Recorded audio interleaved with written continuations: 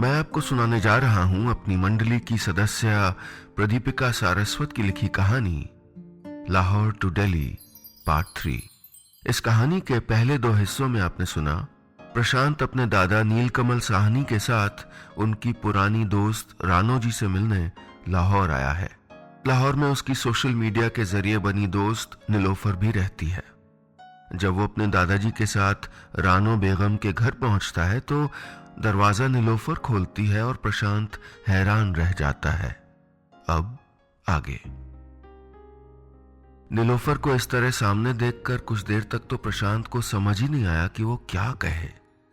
सामने पीली कुर्ती और सफेद डेनिम पहने खड़ी वो लंबे सुनहरे बालों वाली लड़की भी उसको ऐसे सवालिया नजरों से घूर रही थी जैसे उसको पहली बार देखा हो। नीलोफर और प्रशांत की कहानी से बिल्कुल बेखबर नीलू बाबू को लगा कि उनका शर्मीला पोता एक हमउम्र लड़की को देखकर बात करने में झिझक रहा था। मैं नीलोफर साहनी दिल्ली से, यह है मेरा पोता प्रशांत। इससे पहले कि वो अपनी बात पूरी कर पाते नीलोफर खुश होकर नीलू बाबू के गले लग गई। ओह, आप ही नीलू दादू हैं? आई कांट बिलीव कि आप सचमुच मेरे सामने हैं। आप चलिए ना अंदर प्लीज, नानी तो खुशी से मरी जाएंगी आपको देख के।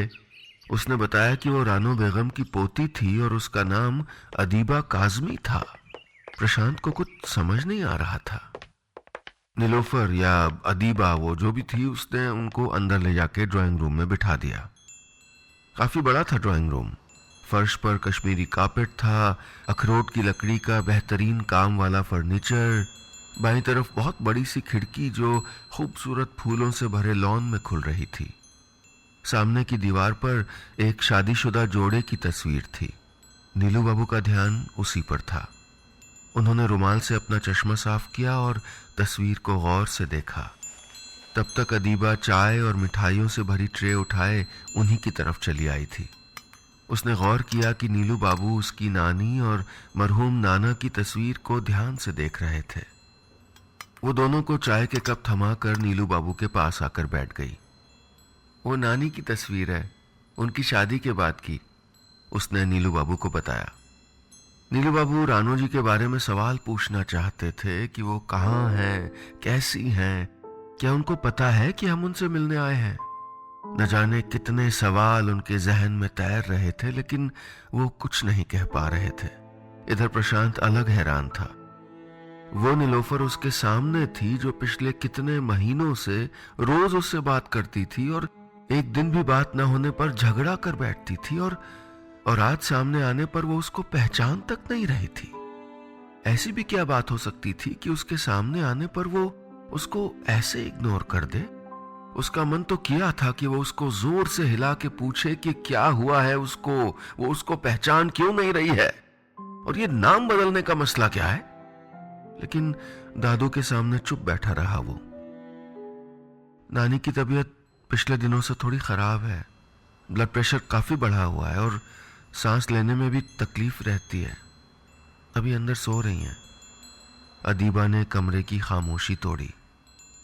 पिछले कुछ दिनों से वो आपको कुछ ज्यादा ही याद कर रही थी, तो हमने वो चिट्ठियां आपको भेज दी, यही सोच के कि शायद आप एक जवाबी खत लिख देंगे तो उनको अच्छा लगेगा। हमें जरा भी अंदाजा नहीं था कि आप खुद चले आएंगे, अदीबा संजीदगी से बोली थी। लेकिन पता है आपको नानी आपसे कितनी नाराज हैं। उनको जरा खबर नहीं है कि हमने आपसे किसी किस्म का कोई राब्ता किया है।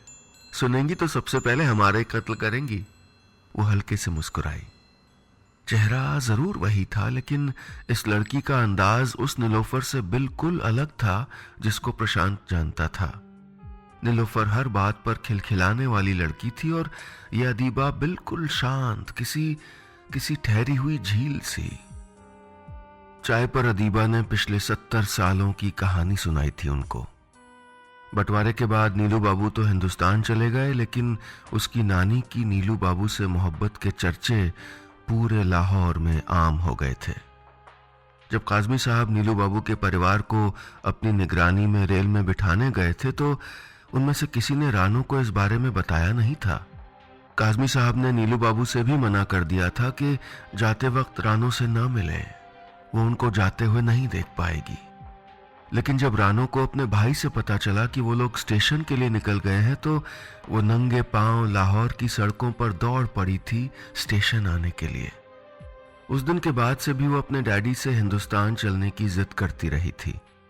उसके मासूम जहन को यह समझ ही नहीं आया था कि नीलू बाबू का परिवार दिल्ली जा सकता था तो वो लोग क्यों नहीं जा सकते थे।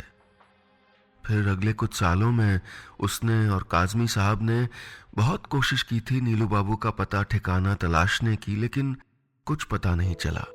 बाद में काजमी साहब ने बिटिया को फिलॉसफी पढ़ने के लिए लंदन भेज दिया। जब वो वहां से लौटी तो उनकी शादी अदीबा के नाना जी के साथ करा दी गई। तब तक वो लाहौर गवर्नमेंट कॉलेज में प्रोफेसर भी हो गई थी। शादी के 2 साल बाद उनको एक बेटी पैदा हुई जिसका नाम नीलोफर रखा था उन्होंने अपने पहले प्रेमी की याद में। सन 1976 में जब पहली बार लाहौर से दिल्ली के बीच रेल चलनी शुरू हुई तो रानो जी के पति उनको दिल्ली घुमाने ले गए। तब भी दोनों ने पता करने की कोशिश की थी कि लाहौर से आया साहनी परिवार कहाँ जा बसा था, लेकिन कुछ पता नहीं चला था। तब तक रानो जी ने अपनी जिंदगी को वैसे ही स्वीकार कर लिया था। अदीबा के नाना उनके सबसे अच्छे दोस्त बन गए थे। कुछ सालों तक सब कुछ ठीक चलता रहा। नीलोफर बड़ी हुई, उसकी शादी हुई और फिर अदीबा पैदा हुई तो रानो जी की यादें बहुत पीछे छूट गईं। लेकिन फिर एक दिन उनकी जिंदगी फिर से बिखर गई। एक दिन वो पूरे परिवार के साथ लाहौर से कराची जा रहे थे कि एक रोड एक्सीडेंट ने पूरे परिवार को उनसे छीन लिया। 4 साल की अदीबा और रानो जी पीछे रह गए थे। तब से रानो जी ने ही अदीबा को पाला था, उसकी सारी जिम्मेदारियां उठाई थीं।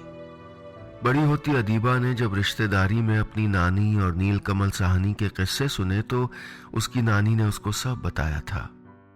नानी की बातों का उसके जहन पर कुछ ऐसा असर पड़ा कि वो खुद उनकी तरह जीने के सपने देखने लगी थी। उसकी नानी बचपन से ही आजाद ख्याल थीं। उन्होंने उस जमाने में एक हिंदू लड़के से प्यार किया था जब धर्म के नाम पर एक मुल्क 2 हिस्सों में बंट रहा था। लेकिन अदीबा को प्यार करने की आजादी नहीं थी। उसकी नानी ने कभी उसको बंदिशों में नहीं बांधा था, लेकिन उसके चचा जान ने उसको नानी के घर तो रहने दिया, पर अपने कायदे कानून बचपन से ही उस पर थोप दिए थे। उसको लड़कों से दोस्ती नहीं रखनी थी, कॉलेज से सीधे घर आना था, फिल्में नहीं देखना था और भी पता नहीं क्या क्या। अदीबा ख्यालों में आजाद थी लेकिन हकीकत में नहीं। पिछले दिनों रानो बेगम की तबीयत ज्यादा खराब होने के बाद से अदीबा ने नीलू बाबू को इंटरनेट और अपने इंडियन दोस्तों के जरिए तलाशने की कोशिश की थी। फिर एक दोस्त ने पता करके बताया था कि नीलू बाबू साउथ दिल्ली के जाने माने डॉक्टर थे, तो उसने दादी की चिट्ठियों को उनके पास भेज दिया था। प्रशांत ये सब सुनकर हैरान था। नीलोफर अगर अदीबा की मां का नाम था तो फिर अदीबा ने झूठा नाम रख के उससे बात क्यों की थी? वो और ज्यादा उलझ गया था कि आखिर मसला क्या था। अदीबा, बत्ती तो बाल दे कमरे की, कितना अंधेरा हो रखा है। रानो जी की आवाज ने इन तीनों का ध्यान खींचा। नीलू बाबू की थकी हुई धड़कनें तेज हो चली थीं। पूरे 70 साल बाद सुनी थी ये आवाज उन्होंने। अदीबा भागकर नानी के कमरे में गई। उनके कमरे में रोशनियां जला दी और उनको तकिए के सहारे सीधा बैठा दिया। आपसे कोई मिलने आया है नानी?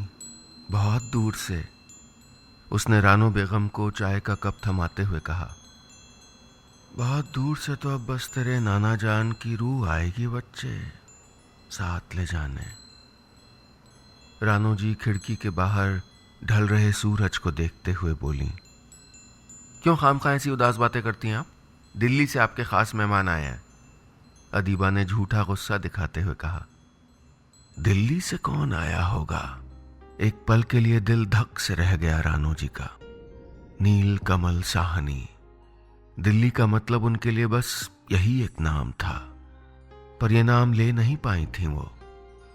70 साल पहले जो उनको छोड़ गया था, सारी उम्र जिसने कभी पलटकर उनकी खबर नहीं ली थी, वो कहां अब इन आखिरी दिनों में उनके पास लौटेगा? कौन आया है बच्चे? ऐसे मजाक नहीं करते अपनी बुढ़िया नानी से, रानो बेगम ने बेचैनी से कहा था। आप ठहरिए, मैं यहीं बुलाती हूँ उनको। अदीबा कमरे से उठकर गई तो एक सांस में 100 बार खुदा का नाम लिया रानो बेगम ने। उन्हें अब भी लग रहा था जैसे ये कोई मजाक था। अदीबा नीलू बाबू को रानो बेगम के कमरे के बाहर छोड़कर वापस चली गई थी।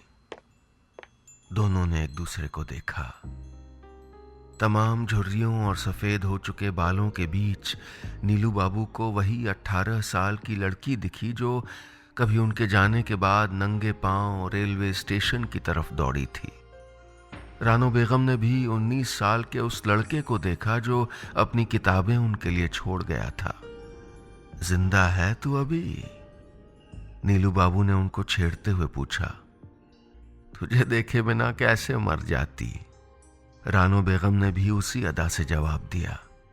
फिर उसके बाद देर तक दोनों कुछ नहीं बोले थे, बस एक दूसरे के चेहरे पर लिखी गुजरे वक्त की कहानियां पढ़ते रहे। मिलने की बात दोनों ने जब भी सोची थी तो न जाने कितनी बातें, कितने किस्से, कितनी शिकायतें थीं जहन में, लेकिन सामने आकर कुछ भी याद नहीं रहा। बरसों की प्यास समंदर को सामने पाकर न जाने कहां खो गई थी। न रानो बेगम ने उनसे पूछा कि कहां थे 70 साल, और न ही नीलू बाबू ने जानना चाहा कि कैसे सब कुछ अकेले संभाला इतने साल उन्होंने। दोनों एक बार फिर लड़कपन के दिनों में लौट आए थे। उधर प्रशांत अकेला बैठा हुआ था। अदीबा कभी इस कमरे में जाती, कभी उस कमरे में, लेकिन प्रशांत को नजरअंदाज कर रही थी। तुम ऐसे क्यों बिहेव कर रही हो जैसे मुझको जानती नहीं? थक के प्रशांत ने उससे पूछ ही लिया। माफ कीजिएगा, लगता है आपको कुछ गलतफहमी हुई है। अदीबा बिना उसकी आंखों में देखे तेजी से बोलकर निकल गई। प्रशांत समझ नहीं पाया कि अदीबा और नीलोफर ये आखिर क्या पहेली थी। दोस्तों, ये था मेरी मंडली की सदस्या प्रदीपिका सारस्वत की लिखी कहानी लाहौर टू दिल्ली का तीसरा हिस्सा। उम्मीद है ये कहानी आपको पसंद आ रही होगी। क्या अदीबा और नीलोफर एक ही इंसान थे? और अगर नहीं तो अदीबा नीलोफर बनकर अब तक प्रशांत से क्यों बातें कर रही थी? और क्या अभी भी कोई सिरा, कोई धागा बचा था नीलू बाबू और रानो बेगम के रिश्ते में? ये जानने के लिए सुनिएगा कहानी का चौथा और आखिरी हिस्सा, लाहौर टू दिल्ली पार्ट 4।